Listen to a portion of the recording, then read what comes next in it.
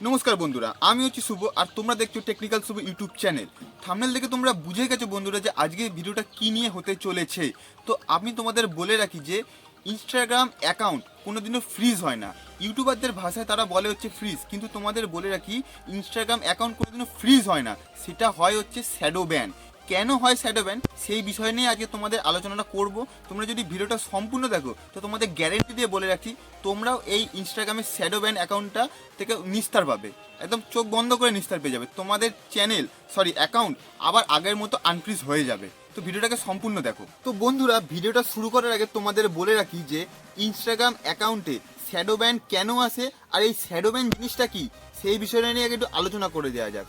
তোমরা যখন ইনস্টাগ্রামে ভিডিও বানাও বা রিলস বানাও তখন তোমরা করো কি, ধর আজকে একটা রিলস বানালে, আবার এক সপ্তাহ পর আরেকটা রিলস বানালে, আবার আর 2 সপ্তাহ পর আরেকটা রিলস বানালে, ঠিক আছে? তখনই এই প্রবলেমটা ফেস করতে হয় তোমাদের। কারণ কি, ইনস্টাগ্রাম দেখে হচ্ছে রেগুলারিটি।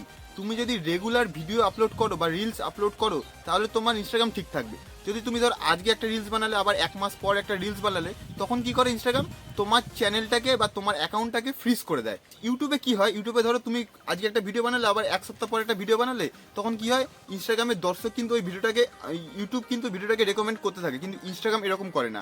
ইনস্টাগ্রাম সবসময় করে কি, ট্রেন্ডিং যে রিলসগুলো চলে সেগুলোকে বেশি প্রমোট করে।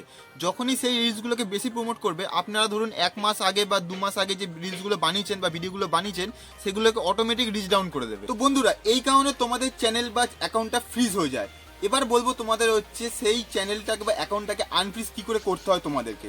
ফার্স্টে তোমরা চেষ্টা করবে হচ্ছে সেই অ্যাকাউন্টটাকে, ইনস্টাগ্রাম অ্যাকাউন্টটাকে আবার রেগুলারিটি মেনটেন করবে, আবার নতুন নতুন রিলস আপলোড করবে, আবার স্টোরি দেবে, আবার পোস্ট দেবে। তাহলে কী হবে, ইনস্টাগ্রাম বুঝতে পারবে যে তোমাদের ওই অ্যাকাউন্টটাতে আবার নতুন করে ভিডিও আসছে, তারা ইনস্টাগ্রাম অটোমেটিক তোমাদের ইমপ্রেশন আবার অন্য লোকের কাছে পাঠাবে।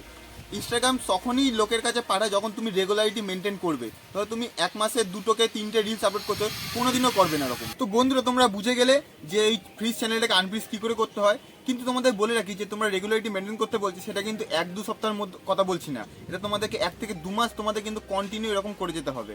তাহলে তোমাদের চ্যানেলটা আনফ্রিজ হবে, শ্যাডো ব্যান উঠে যাবে আস্তে আস্তে, ঠিক আছে? কিন্তু অনেকের পেশেন্স থাকে না, অনেকে ভাবে যে 1-2 দিনের মধ্যে আমার হয়তো চ্যানেল আবার আনফ্রিজ হয়ে যাবে। এটা একদমই না। যদি তোমাদের এরকম করতে চাও তাহলে তোমাদের রেকমেন্ড করবো হচ্ছে যে নতুন একটা চ্যানেল বানিয়ে নাও। অনেকের ধারণা থাকে কি, ওই চ্যানেলে আমার ধরো 10,000 ফলোয়ার আছে, 11,000 ফলোয়ার আছে, 5-6 হাজার ফলোয়ার আছে, তারা কি করে ওই চ্যানেলটাই কাজ করতে থাকে। কিন্তু আমি তোমাদের রেকমেন্ড করবো হচ্ছে তোমরা একটা নতুন চ্যানেল খোলো, নতুন একটা অ্যাকাউন্ট খোলো, সেই অ্যাকাউন্টে তোমরা নতুন করে রিলস বা ভিডিও আপলোড করতে থাকো। তাহলে তোমাদের খুব তাড়াতাড়ি চ্যানেলটা বা অ্যাকাউন্টটা গ্রো করবে। এটা আমার ধারণা, এটা আমি দেখেছি এরকম অনেক কাউকে করতে। যদি তোমরা পুরোনোতে কাজ করো তাহলে তোমাদের 1 থেকে 2 মাস কন্টিনিউ এরকম কাজ করতেই হবে। এটা হচ্ছে একটা মূল বক্তব্য। কিন্তু তোমরা যদি নতুন অ্যাকাউন্ট খোলো তাহলে তোমাদের কী হবে, ধরো 2টো ভিডিও করলে, আপলোড করলে 3টে-4টে ভিডিও আপলোড করলে তোমাদের আস্তে আস্তে রিচ বাড়তে থাকছে। এটাই হচ্ছে মূল বক্তব্য। তাই তোমরা নতুন চ্যানেলও খুলতে পারো বা পুরোনো চ্যানেলে তোমরা কাজ করতে পারো। এটাই হচ্ছে আজকের মূল ভিডিও। যদি ভিডিওটা ভালো লাগে তাহলে লাইক করো, কমেন্ট করো, আর হ্যাঁ, সাবস্ক্রাইব অবশ্যই করে দিও আর সাপোর্ট করো। এরকম ভিডিও রিলেটেড আমি আরও আনতে থাকবো। নমস্কার।